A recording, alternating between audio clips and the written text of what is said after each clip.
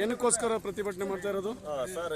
ಈ ದಿನ ಪ್ರತಿಭಟನೆ ಅಂತಂದ್ರೆ ರಾಜ್ಯದಾದ್ಯಂತ ಅಂದ್ರೆ ನಮ್ಮ ರಾಷ್ಟ್ರದಾದ್ಯಂತ ಏನು ಅಮಿತ್ ಶಾ ಅವರು 10 ವರ್ಷ ಜೈಲು ಮತ್ತೆ 7 ಲಕ್ಷ ದಂಡ, ಯಾಕೆಂದ್ರೆ ಚಾಲಕನಿಗೆ 10 ವರ್ಷ ಜೈಲು 7 ಲಕ್ಷ ದಂಡ ವಿಧಿಸಬೇಕು ಅಂತ ಹೇಳಿ ಕಾನೂನು ಜಾರಿ ಮಾಡಿದ್ದಾರೆ.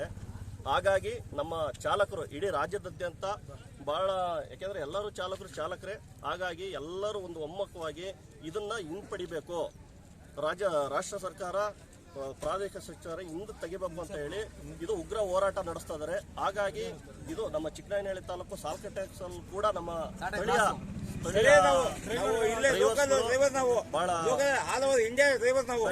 ಹಾಗಾಗಿ ಒಂದು ಇದಕ್ಕೆ ಒಂದು ನಮಗೆ ಈ ಹೋರಾಟಕ್ಕೊಂದು ಬೆಲೆ ಸಿಗಬೇಕು. ಒಂದು ಚಾಲಕನಿಗೆ ಈ ತರ ಮಾಡಿದ್ರೆ ಅವನು ಯಾವ ತರ 7 ಲಕ್ಷ ಕಟ್ಟದಲ್ಲಿ 10 ವರ್ಷ ಜೈಲಿಗೆ ಹೋದ್ರೆ ಅವನ ಹೆಂಡತಿ ಮಕ್ಕಳೆಲ್ಲ ಏನ್ ಮಾಡ್ತವೆ ಅನ್ನೋ ಒಂದು ಕಾರಣಕ್ಕೋಸ್ಕರ ಈ ಪ್ರತಿಭಟನೆಯನ್ನು ನಾವು ಕೈಗೊಂಡಿದ್ದೀವಿ. ಹಾಗಾಗಿ ಎಲ್ಲ ಒಂದು ನಮ್ಮ ಚಾಲಕರಲ್ಲಿ ವಿನಂತಿ ಮಾಡ್ಕೊಂಡಾಗ ಎಲ್ಲರೂ ಕೂಡ ಬಹಳಷ್ಟು ಸಪೋರ್ಟ್ ಮಾಡಿದ್ದಾರೆ. ಎಲ್ಲರೂ ಬಂದು ಕಾರ್ಯ ಯಶಸ್ವಿಗೊಳಿಸಿದ್ದಾರೆ. ದಯವಿಟ್ಟು ಇದನ್ನ ನಮ್ಮ ಕೇಂದ್ರ ಸರ್ಕಾರ ಅಮಿತ್ ಶಾ ಅವರು ದಯವಿಟ್ಟು ಹಿಂದಕ್ಕೆ ತಕ್ಕಬೇಕು ಅಂತ ಹೇಳಿ ಪ್ರತಿಭಟನೆ ಕೋರ್ತಾ ಇದೀವಿ. ಕೇಂದ್ರ ಸರ್ಕಾರಕ್ಕೆ ಹಿಂಪಡಿಲೇಬೇಕು. 10 ವರ್ಷ ಜೈಲು 7 ಲಕ್ಷ ದಂಡವನ್ನು ಹಿಂಪಡಿಲೇಬೇಕು. ಅದು ಯಾವುದೇ ಕಾರಣ ನಡೆಯಲಾದು. ಅಮಿತ್ ಶಾಗೆ ಕೇಂದ್ರ ಸರ್ಕಾರಕ್ಕೆ ಸಿದ್ದರಾಮಣ್ಣ ಯಾಕಣ ಹಿಂಗೆಲ್ಲ ಮೋದಿ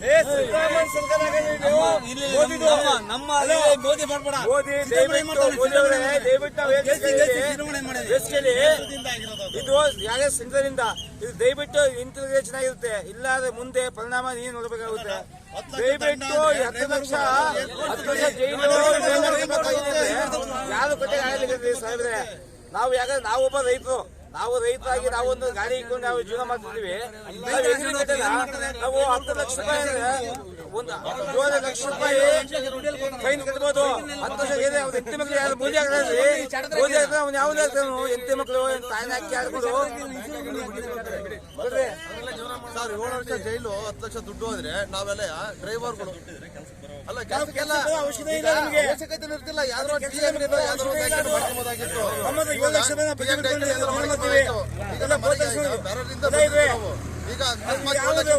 ಏನ್ ಮಾಡಕಣ ಈ ಡಿಎಲ್ ಏನ್ ಮಾಡಕಣ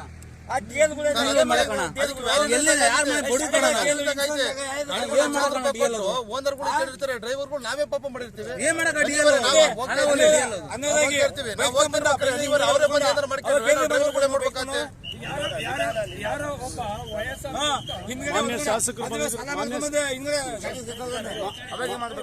ಮಾನ್ಯ ಶಾಸಕರು ಈ ಪ್ರತಿಭಟನೆಗೆ ಬಂದಿದ್ರು ಅಂತ ಹೇಳಿದ್ರೆ ಅವ್ರು ಏನ್ ಹೇಳಿದ್ರು? ಇವತ್ತಿನ ಶಾಸಕರು ಕೂಡ ನಮ್ಮ CB ಸುರೇಶ್ ಬಾಬು ಅವರು ಕೂಡ ಬಂದಿದ್ರು. ಅವರು ಏನೇ ಹೆಚ್ಚಿನದಾಗಿ ಹೋರಾಟ ಮಾಡೋದಾದ್ರೆ ಮಾಡಿ, ನಮ್ಮ ಒಂದು ಬೆಂಬಲ ಇದೆ.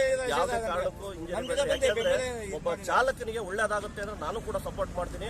ಯಾವುದೇ ಒಂದು ರಾಜಕೀಯದಾಗಲ್ಲ, ಒಂದು ವ್ಯಕ್ತಿತ್ವದಲ್ಲಿ ನಾನು ಸಪೋರ್ಟ್ ಮಾಡ್ತೀನಿ ಅಂತ ಹೇಳಿ ಸಾಹೇಬರು ನಮಗೆ ಭರವಸೆಯನ್ನು ಕೊಡ್ತಾ ಇದ್ದಾರೆ. ಈ ಪ್ರತಿಭಟನೆಯನ್ನು ಎಷ್ಟೋ ತಗೊಂಡು ಮಾಡ್ತೀರಿ ನೀವು?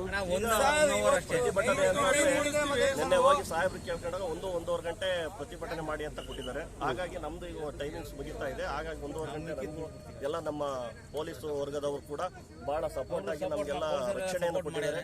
ಅವ್ರಿಗೂ ಕೂಡ ಕುಂಬ್ರಿಗೆ ಧನ್ಯವಾದ ನಾವು ಹೇಳ್ತಾ, ಆಮೇಲೆ ನಮ್ಮ ಪವರು ಸರ್ ನಮಸ್ಕಾರ.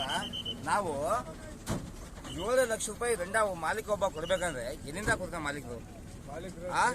ಡ್ರೈವರು 10 ವರ್ಷ ಜೈಲಿಗೆ ಹೋದ್ರೆ ಅವ್ರ ಹೆಂಡತಿ ಮಕ್ಕಳು ಏನ್ ಮಾಡ್ತಾರೆ? 10 ವರ್ಷ ಮೇಲೆ ಮುದ್ಕೆ ಆಗಿರ್ತಾವ, ಅವ್ರು ಏನ್ ಮಾಡಕ್ಕಾಗುತ್ತೆ ಸರ್? ಅವ್ನು ಸಾಧ್ಯ.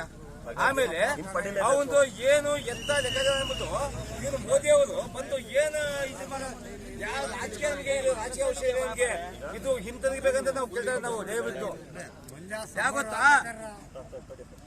ಇದು ನಾವು ಒಬ್ಬ ನ್ಯಾಷನಲ್ ಡ್ರೈವರ್ಗಳಾಗಿ ನಾವು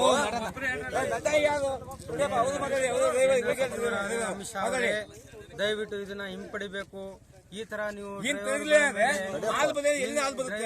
ತರ ಇದ್ ಮಾಡಿದ್ರೆ ನಾವ್ ಈ ಗಾಡಿ ಇನ್ಸೂರೆನ್ಸ್ ಹೆಂಗ್ ಕಟ್ಟೋದು? ಟ್ಯಾಕ್ಸ್ ಹೆಂಗ್ ಕಟ್ಟೋದು?